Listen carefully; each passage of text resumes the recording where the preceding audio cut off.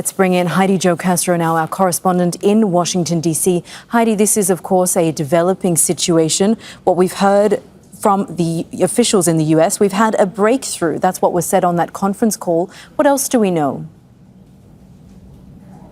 That's right. This is information coming from an unnamed top U.S. official. And while they did say that this was a significant opening in these talks, they also cautioned that this doesn't mean that a deal may come through in the next few days. However, this is significant.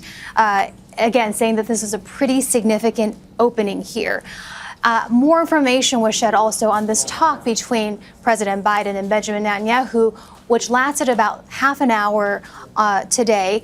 And in it, they did discuss the recent response from Hamas to the latest Israeli ceasefire and hostage proposal. And though there were not specific details given on how those talks went or what those discussions were, the readout of this talk of the call between the two leaders said that they reviewed the response from Hamas and talked about just the logistics, which seems to be now the biggest hurdle in how to implement this deal. But again, while this is certainly something that the U.S. is hoping for, and there seems to be more energy behind these talks now, the U.S. officials are still cautioning that it doesn't mean that we're expecting to see a deal in just the next few days. This is still something that may take weeks, if it happens at all.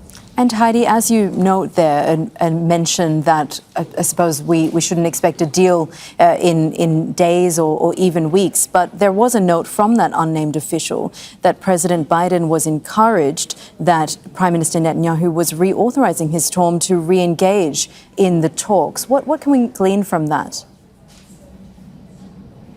Absolutely, which is forward motion as opposed to the stagnation of those talks in Doha in the recent weeks. And certainly Biden has been a driving force trying to speak with Netanyahu, with Israel, one of the U.S.'s strongest allies, to accept the terms of this deal, which, again, Biden has always emphasized originated from the Israeli government itself.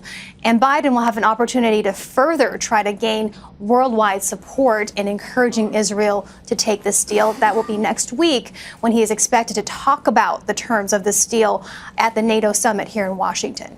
And Heidi, of course, if we put this in the context of what we knew earlier about President Joe Biden speaking to Prime Minister Netanyahu on the phone, what else did we hear that those two leaders discussed?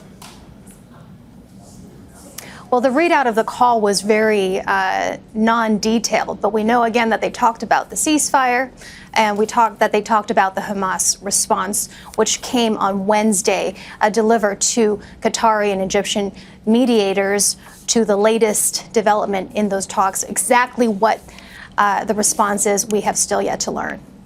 All right, thank you. That's Heidi Zhou Castro reporting from Washington, D.C. And we'll just recap that we are following.